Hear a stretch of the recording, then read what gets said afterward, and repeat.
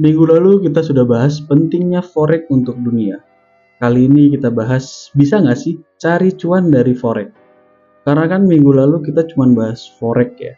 Fungsinya itu ya untuk itu aja, belanja kebutuhan, kalau mau jalan ke luar negeri, beli barang yang kita mau. Tapi bisa nggak sih forex ini jadi ladang cuan untuk kita?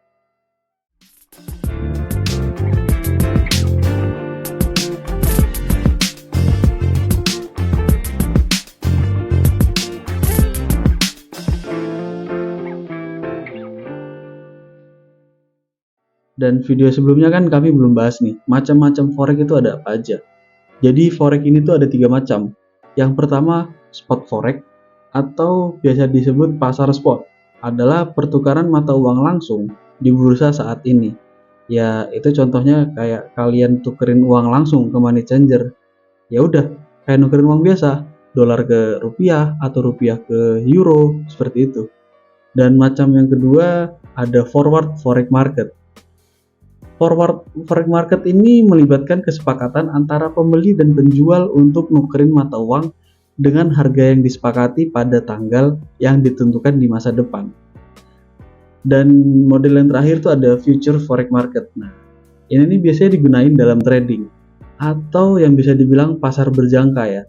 Mirip dengan pasar forward di mana terdapat harga yang disepakati pada tanggal yang disepakati. Perbedaan utamanya adalah pasar berjangka itu diatur dan terjadi di bursa. Nah, ini tuh ada aturan mainnya gitu loh. Ada undang-undangnya dan ada peraturan dan juga diawasi oleh Bapepti.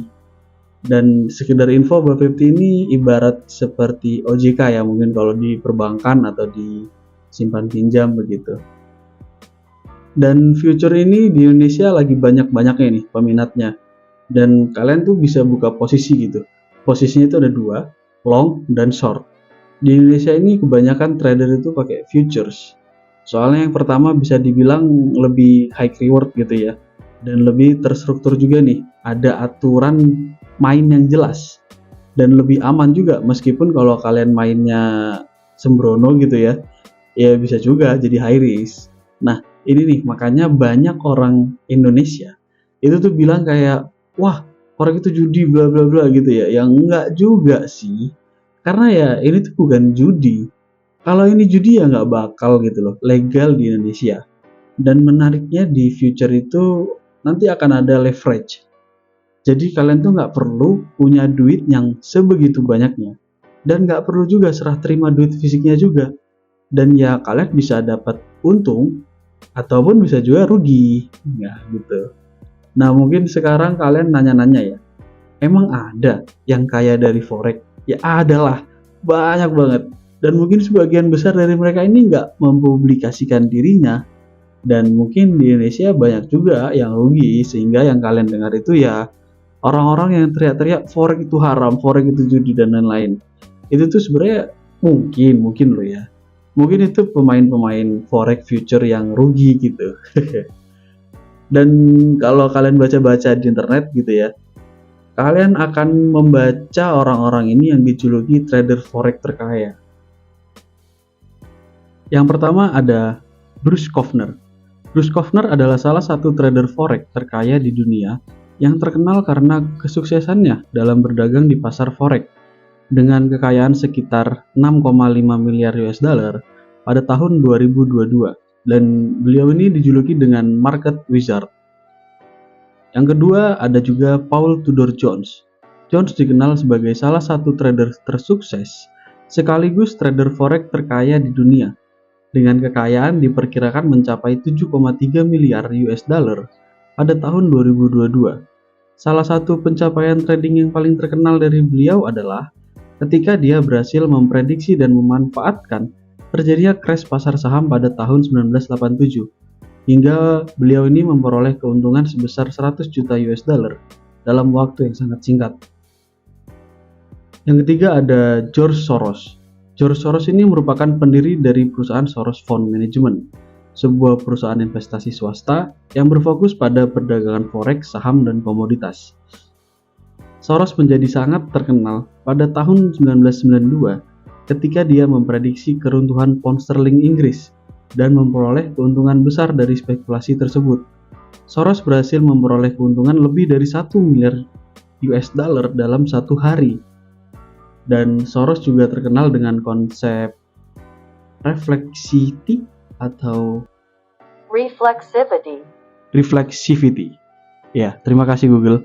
Yang menyatakan bahwa pasar tidak hanya dipengaruhi oleh faktor ekonomi dan fundamental, tetapi juga ekspektasi dan persepsi para pelaku pasar terhadap situasi pasar itu sendiri.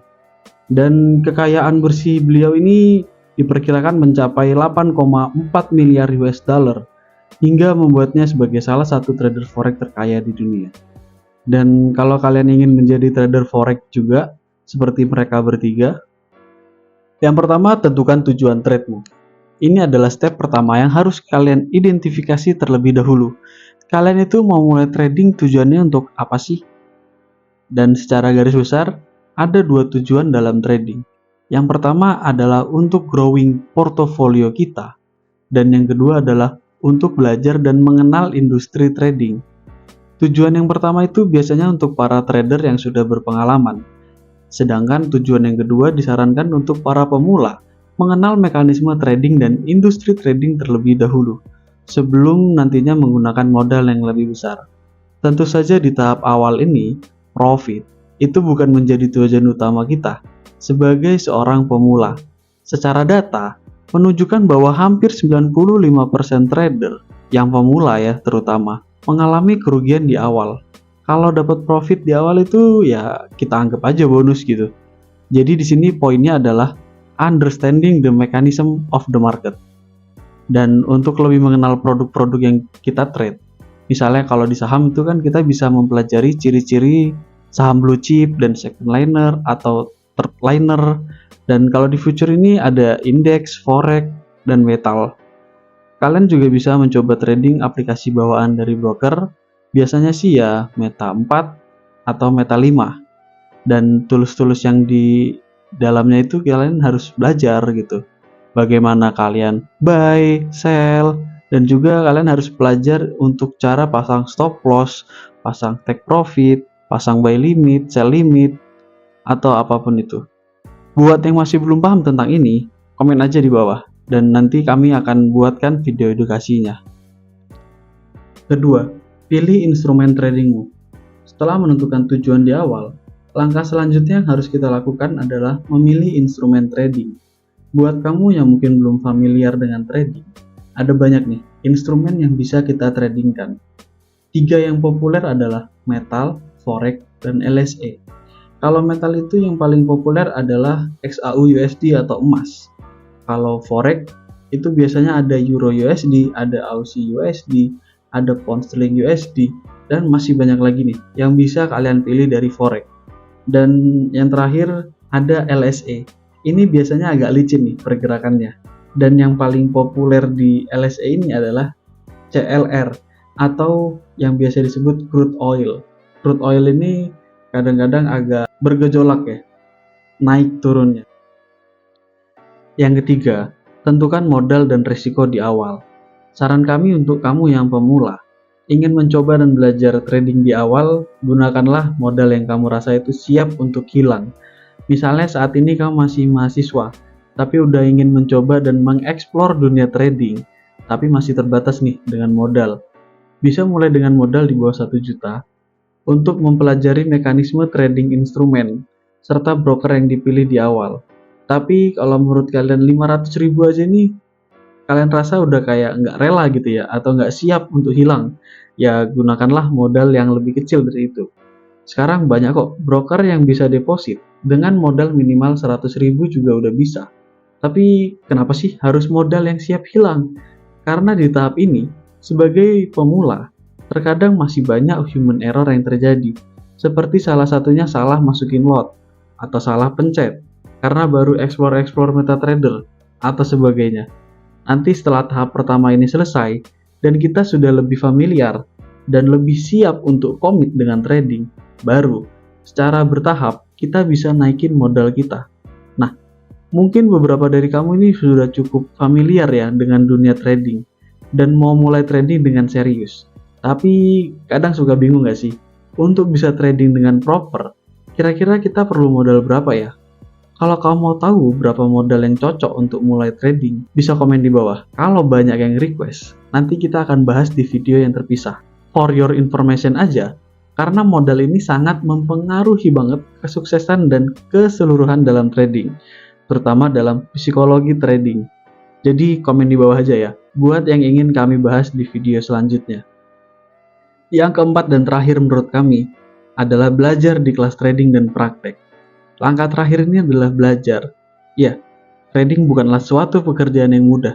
Asal pencet buy atau sell, lalu kita bisa dapetin cuannya. Pekerjaan yang lain aja, kita perlu belajar kok untuk bisa sukses dan berhasil.